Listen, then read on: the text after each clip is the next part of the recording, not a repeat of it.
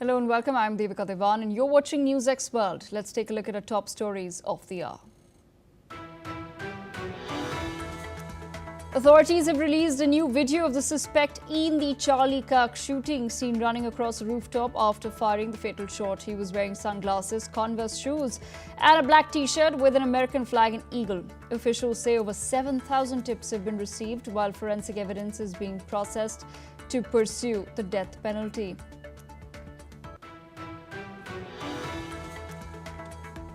Charlie Kirk's casket has arrived in Arizona aboard Air Force Two, escorted by Vice President J.D. Vance and his wife Usha. The flight departed Salt Lake City, near the site of the shooting in Orem, Utah.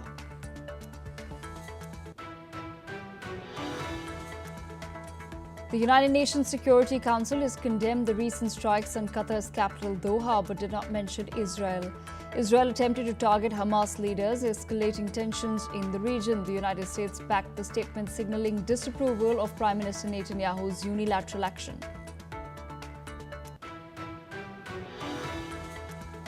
Prime Minister Benjamin Netanyahu has declared that there will be no Palestinian state as he has signed the controversial E1 settlement expansion plan. The plan will add thousands of housing units to Ma'ale Adumim in West Bank. Netanyahu said the project aims to safeguard land, heritage and security while doubling the city's population. President Donald Trump has downplayed Russia's role in the recent airspace violation over Poland, calling it a mistake. He made the remarks hours after questioning the drone incursions on Truth Social. Trump said he is unhappy with the situation and hopes it will come to an end.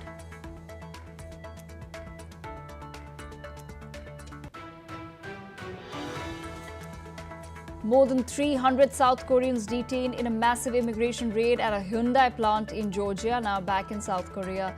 A chartered Korean air flight which departed Atlanta carrying the workers and 14 non-Koreans detained in the raid have now landed at the Incheon airport.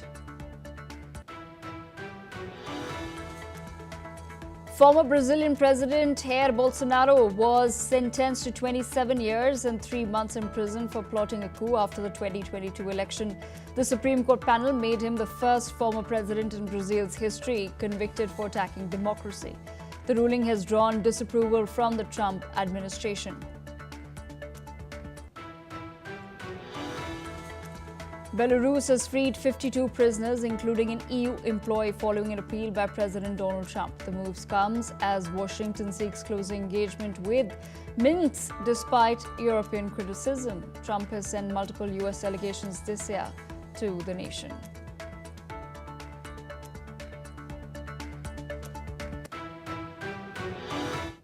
And our top focus remains Charlie Kirk. US Vice President J.D. Vance has honored Charlie Kirk with a final act of respect, accompanying the slain conservative activist's casket aboard Air Force Two. The aircraft landed in Phoenix, returning Kirk to his home state of Arizona after his assassination at Utah Valley University. Vance helped carry the casket alongside uniformed service members. His wife, Usha Vance, walked with Kirk's widow, Erica, both dressed in black. Charlie Kirk was fatally shot on the 10th of September while speaking at an outdoor event at Utah Valley University.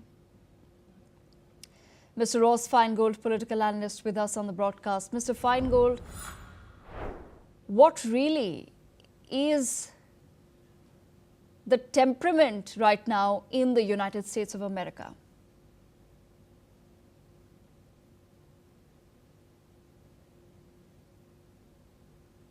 Mr. Feingold, I'll have to request you to unmute yourself.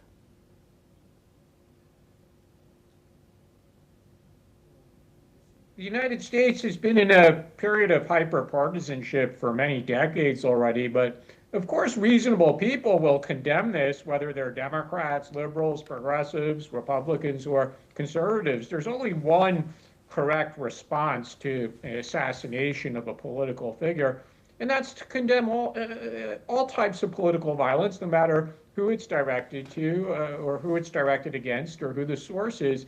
And I think we'll see that from most political leaders, certainly from most office holders.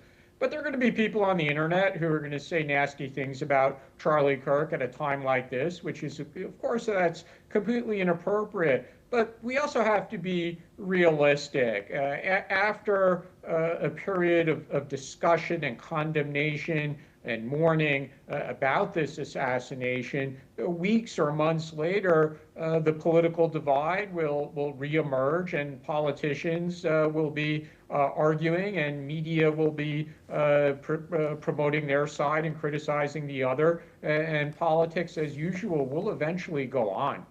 Ms. Feingold, at the same time, what can you share with our viewers as far as the investigation into this entire assassination is concerned?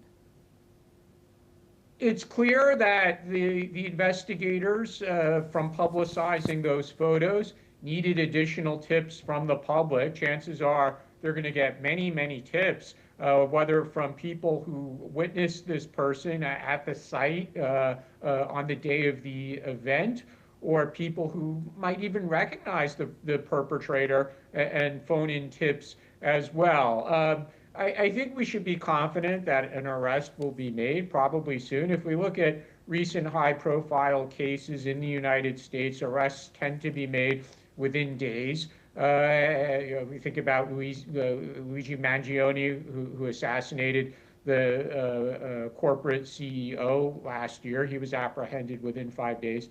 So with the aid of photos and cameras in so many places that track license plates, and if they do actually are able to grab a fingerprint from the gun, chances are they're going to find this person relatively quickly. And Mr. Feingold, before we let you go, one last question. On the internet, there are a lot of videos that are now circulating which are celebrating the assassination of Charlie Kirk. Do you think his assassination will lead to a larger polarization of society? Again, the only way to react to this is to condemn it. And I think even politicians or media personalities who dislike Charlie Kirk will condemn it. But over time, whether that's weeks or months later, the political divide will reemerge. The hyper-partisanship that exists in the United States will reemerge. People who dislike one side or the other are going to make those views known. So that's not going to go away in the aftermath of this assassination. But if I may very quickly just mention one more related thing. A Deputy Secretary of State from the United States wrote on his X account a few hours ago that foreigners have to be very careful about praising the assassination of Charlie Kirk, because if foreigners in the United States do that, they're going to have their visas revoked. So certainly people should be very careful about praising this assassination. Right, absolutely. Mr. Feingold, stay on with us. Meanwhile, President Donald Trump has called the killer of his ally Charlie Kirk an animal. Kirk, the conservative youth leader and activist, was shot dead the previous day. Speaking on the White House South Lawn, Trump has said that he has an indication of the shooter's motivation. Listen in. He's an animal, total animal. And hopefully they'll have him and they'll get him. What he did is disgraceful. Charlie Kirk I spoke to Erica, his wife, and we had a long talk, and she's devastated. She is absolutely devastated, as you can imagine. Meanwhile, the U.S. president has also called for a non-violent response to the murder. Listen in. Charlie Kirk was a big advocate of nonviolence and free speech on campus. How do you want your supporters to respond to it? I think that way. He was an advocate of nonviolence. That's the way I'd like to see people. At the same time, Utah Governor Spencer Cox has said that the state is preparing to seek the death penalty in Charlie Kirk's fatal shooting. He confirmed forensic evidence is still being processed and warned of disinformation spreading on social media, including by foreign actors. Listen in. We cannot do our job without the public's help right now. The public has answered our call for action. So far, we've received more than 7,000 leads and tips. I would just note that the FBI hasn't received this many digital media tips from the public since the Boston marathon bombing. This is not just a local matter here in Utah. We have people all over the country that are helping to bring this perpetrator to justice for Charlie Kirk and his family. I will just add as well that, as was mentioned, there is a lot of forensic evidence that is being processed right now at both the state lab and the and federal labs. We desperately need some healing. We'll have more to say about that in the days and weeks to come. More than anything, we are going to catch this person. Last thing I will just say is we've been working with our attorneys, getting everything that we need, affidavits ready, so that we can pursue the death penalty in this case, and that will happen here in the state of Utah. Meanwhile, here's what we know about the person of interest in the fatal shooting of conservative activist Charlie Kirk, as per the FBI. Authorities describe the suspect as a young, college-aged male, blending in with the campus community to avoid detection. He was last seen wearing a distinctive long-sleeved black shirt, which prominently featured an American flag alongside an eagle design. The suspect's lower attire included either blue jeans or black pants paired with Converse-style tennis shoes that had white soles. On his head, he wore a black hat or possibly a gray baseball cap, complemented by dark sunglasses. He also carried a black backpack. Close examination suggests the shirt bore the phrase "Land of the Free, Home of the Brave," adding to its distinctiveness. The weapon used in the shooting has been identified as a high-powered bolt-action Mauser rifle chambered in. This is a rifle known for its accuracy and power. Investigators located the rifle wrapped carefully in a towel within a wooded area along the suspect's escape route. A spent cartridge was found still lodged in the chamber, with 3 additional rounds remaining in the magazine. Surveillance footage shows the suspect positioning himself prone on a rooftop at Utah Valley University, a tactical stance that greatly improves shooting precision. He is then seen sprinting across the rooftop before making a daring jump off the edge, disappearing into a nearby neighborhood. Authorities remain on high alert and urge anyone with information to come forward and aid in the capture of this dangerous individual. Mr. Ross Feingold with us on the broadcast. Mr. Feingold, bases the information that we have so far, it does seem that in this particular instance, the target was solely Charlie Kirk, and this was not an attempt at a mass shooting. Certainly that seems to be the case. The assassin had one target, which was Charlie Kirk, and was not attempting to kill other participants in the event. What's interesting from the facts that you just outlined is it appears that this person does have some experience with weapons. How much really remains to be seen, but they were able to locate a spot where they could take that shot. They were able to use the weapon and to hit the target. A lot of experts are speculating that a more experienced shooter wouldn't have hit the target in the neck. But ultimately, that's not the focus here, because this person is a murderer. And as the governor said, they're going to be caught and they're going to face the death penalty. All right, Mr. Feingold, stay on with us. We have more news coming in. U.S. authorities have announced key breakthroughs in the investigation of Charlie Kirk's fatal shooting. The FBI and Utah Department of Public Safety have confirmed the recovery of a bolt-action rifle believed to be the murder weapon. Officials say the weapon was found carefully discarded in a wooded area near Utah Valley University. Surveillance footage captured a person of interest entering the campus shortly before the shooting and fleeing immediately after by jumping off a rooftop into a nearby neighborhood. Investigators have collected critical trace evidence at the scene, including shoe impressions, a forearm imprint and a palm print, which may provide vital aids. Authorities have released images to the public and offered a $100,000 reward for information leading to the arrest of the suspect. The FBI urges anyone with relevant information to come forward immediately to aid in the ongoing investigation. Mr. Ross Feingold with us on the broadcast. Mr. Feingold, I have to understand from you, given timelines, we're expecting that the FBI should be able to nab the perpetrator in this case in, say, the coming week or so, maybe 10 days. However, after that, what really do you think will be the chatter all about? Will there now be discussions once again about gun violence in America? Frankly, I think there's going to be more of a focus on this person's background and their political leanings, what kind of writings and footprint they have left on social media or other parts of the internet. What did they say previously about Charlie Kirk or even about President Trump? Did they make plans to attack other conservative politicians or media personalities? I think that the gun debate, this occurs with every mass shooting or every assassination, but we know that the gun laws are really unlikely to change in response to this event.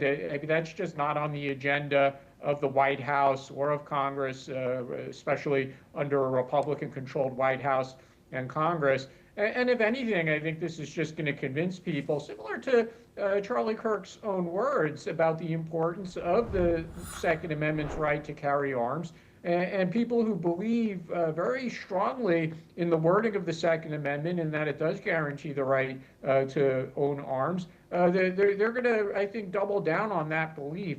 And I know that's hard for people outside the United States to understand. People are often perplexed that we would have such liberal gun laws, whether for handguns or other types of weapons. But it is in the Constitution, and the courts have upheld it, and it's just unlikely to change. And Mr. Feingold, you also raise an interesting point that once the shooter is nabbed, there will be a lot of discussion about his background, political leanings, and other such information that's going to come before the public. What do you think could possibly happen? Because we do see that there is a lot of polarization already as far as American society is concerned.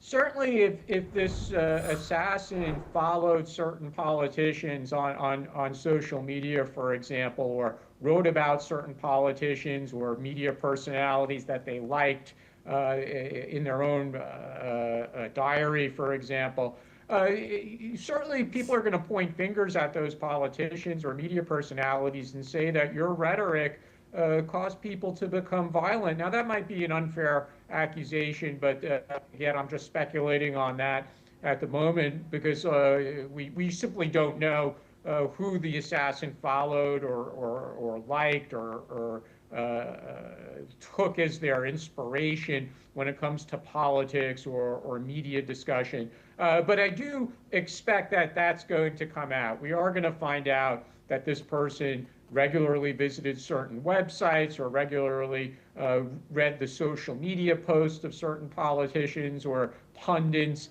And that will, again, that will cause people to say that those politicians or pundits need to dial down their rhetoric. Right, absolutely. Mr. Feingold, thank you so much for joining us on NewsX World with that perspective. We leave it there for news coming in from Israel, whose ambassador to the UN, Danny Danon, has defended the controversial strike in Doha following a condemnation from the UNSC. Speaking before the council, Danon vowed that Israel would continue to target terrorists wherever they hide, saying that there is no sanctuary for terrorists, not in Gaza, not in Tehran, and not in Doha. The Security Council issued a joint statement condemning the strike, though it refrained from naming Israel directly. The attack has raised questions about Israel's broader military strategy in the region. Professor Rohan Gunaratna with us on the broadcast. Professor Gunaratna, I have to understand from you, it's really interesting the fact that Israel is sticking to its guns and it's maintaining the same narrative across all international platforms. We're now learning that Israel's ambassador to the UN has stood before the Security Council and said that they will be taking out terrorists regardless of where they are. And the Security Council has condemned the action without naming Israel. What are your first thoughts? Does this seem like a lot of hypocrisy on display? Israel has a steadfast policy since the Munich Olympics, when its athletes were killed. Israel sent Mossad and Shin Bet and also the Israeli military to hunt and kill the terrorists that harmed Israelis. So Israel's policy is consistent from the time of Golda Meir to Netanyahu. Wherever there are terrorists, Israel will mount operations to eliminate them, and that is exactly what they have done in Iran, what they have done in Gaza, what they are doing in West Bank, and what they have done most recently in Doha. So there is no shift in Israeli thinking. That is, Israel wants to protect itself by military action rather than through negotiations, because Israel felt that after the 2003 Hamas-led massacre, Hamas was not sincere and genuine, and there was no comprehensive deal, meaning release of all the hostages. That is why Israel acted in such a brazen manner. This has invited a lot of criticism, but Israel will not change its position on this. All right. Professor Gunaratna, stay on with us on the broadcast as we have more news coming in. Israeli Prime Minister Benjamin Netanyahu has defended Israel's recent airstrike targeting Hamas leadership in Doha, Qatar, by drawing a direct comparison to the US killing of Osama bin Laden after the September 11 attacks. Netanyahu said that Israel is committed to hunting down terrorists who are responsible for the brutal October 7, 2023 assault, just as America pursued al-Qaeda operatives following 9/11. He accused Qatar of harboring Hamas leadership and warned that if Doha does not expel or bring these figures to justice, Israel will take action itself. Professor Owen Gunaratna with us on the broadcast. Professor Gunaratna, do you feel that somewhere the tensions in the Middle East are likely to escalate? Certainly, the Doha strike is an escalation because Israel did not consult any other country before conducting this attack.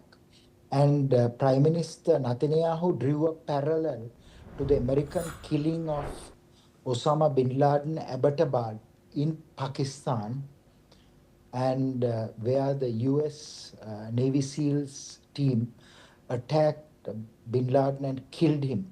So Netanyahu is saying that he has done a very similar operation. What is important for governments to understand is that if they are not bringing terrorists to justice on their own soil, and if they have harmed Israel, there's a risk that Israel will strike again. Israel will continue to operate, mounting attacks against wherever Hamas is currently having a presence, whether it is in Turkey, whether it is in Asia, whether it is in the Gulf countries. So I think that the Doha attack is a warning to the rest of the world not to permit Hamas to operate. Of course, there should be negotiations, and I believe that Doha is well placed to negotiate. But a negotiation should see an end to the holding of these hostages. These hostages needs to be released, because in the 21st century, no country, no group should hold hostages. So it is the responsibility of every country to ensure that terrorists release their hostages or that those terrorists are prosecuted.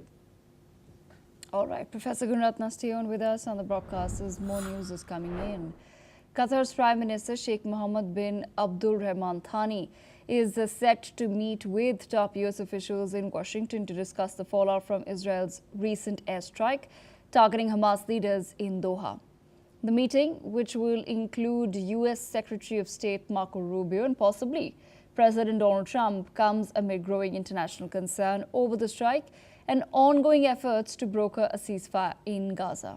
Meanwhile, the US maintains close ties with both nations and faces pressure to manage the fallout.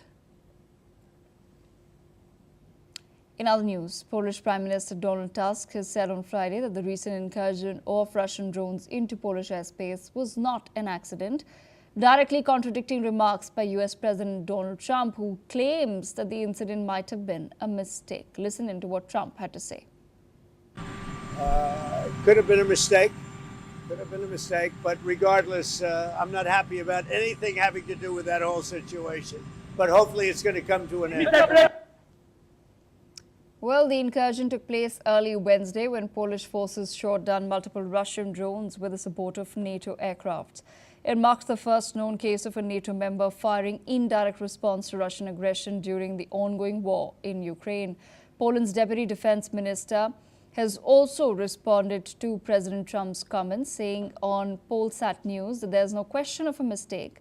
This was a deliberate Russian attack. Polish Foreign Minister, speaking while en route to Kyiv, added context to the scale of the assault. He said, and I quote, "On the night that 19 Russian drones crossed into Poland, 400 drones and 40 missiles crossed into Ukraine.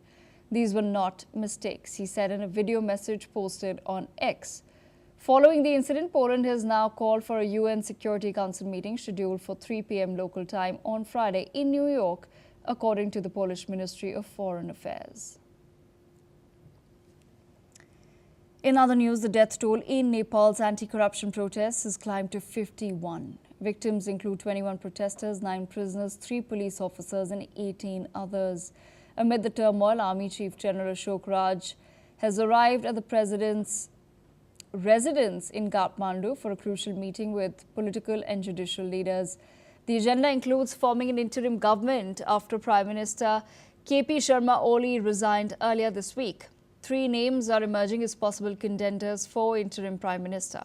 Former Chief Justice Sheila Karki, who was Nepal's first woman to hold the role, known for landmark rulings on women's rights.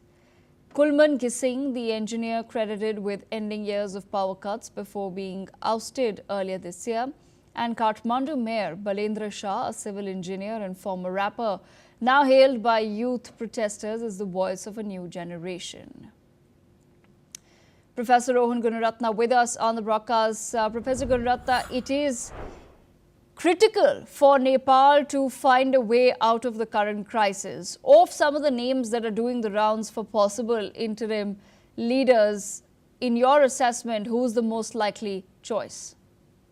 What is important is for Nepal to select a prime minister with experience, political experience, because if they select a prime minister who has no political experience, for instance, the rapper, Nepal will not be able to economically develop itself. So political expertise is essential. Second is the social media should be controlled.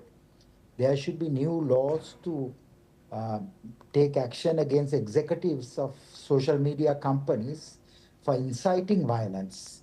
So social media should never play that role.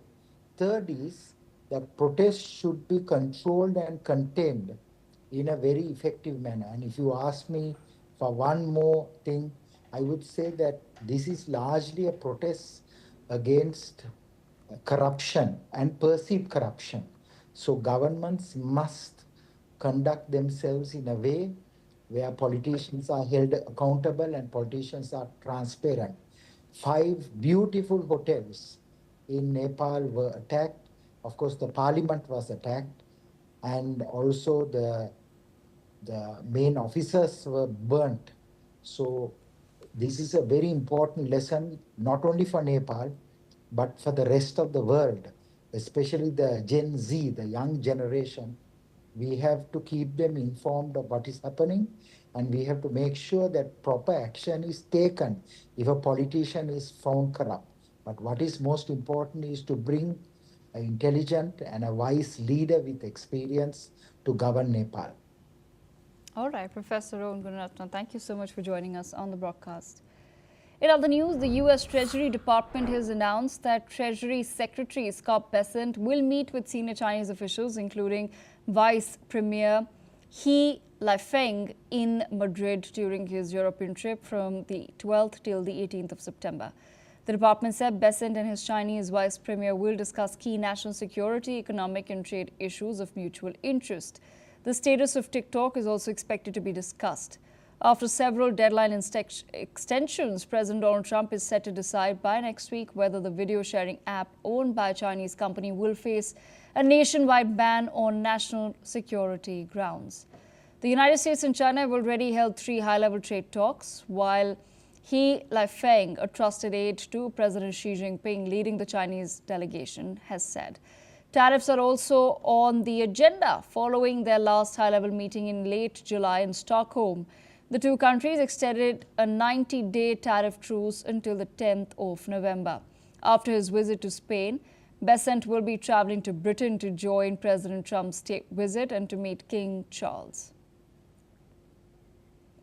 Mr. William Yang with us on the broadcast. Mr. Yang, I have to understand from you, what's your reading of the current situation as far as the tariff wars between the US and China are concerned? Well, this is just an ongoing negotiation between the two sides, and they are still in the process of trying to find the balance and also the common ground where they felt comfortable enough to actually move forward into the process of signing an agreement. And I believe that we are still not really near that stage yet. So I think this is just part of the suspense and also part of the prolonged negotiation process. All right, Mr. Yang, stay on with us. We're now learning also in other news that the US is planning on presenting a new plan of action before the G7. This move is a part of President Donald Trump's broader strategy to curb funding for Russia's war in Ukraine by targeting its energy revenues. Trump is calling for tariff levels between 50 to 100% on goods linked to Russian oil purchases from the two Asian nations, India and China. G7 finance ministers are all set to discuss the proposal during a video meeting. The US argues that these measures are necessary to pressure Russia into meaningful peace talks and to cut off a major stream of income sustaining military operations. William Yang with us on the broadcast. Mr. Yang, do you think that this particular tactic of presenting a proposal before the G7 nations to create some pressure on India and China is likely to work? I think the pressure is only likely to be limited as we see China and India are also making their own moves to try to shore up their support among like-minded countries or countries that are also facing similar pressures coming from the US. So New Delhi and Beijing now believe that they have their own bloc forming as well, and they have their own leverage, and it's not going to be that easy for the US to really rally other countries that it is also imposing tariffs on them to try to also force them to get on board and impose pressures and tariffs on India and China. Right, absolutely. Mr. Yang, thank you so much for joining us on NewsX World with that perspective. In other news, Japan's Prime Minister Shinjiro Koizumi intends to run in the next Liberal Democratic Party presidential election as per local Japanese media. This comes as the LDP will elect a new leader on the 4th of October to replace the ongoing and the outgoing Prime Minister Shigeru Ishiba in a full voting process rather than a simplified voting procedure.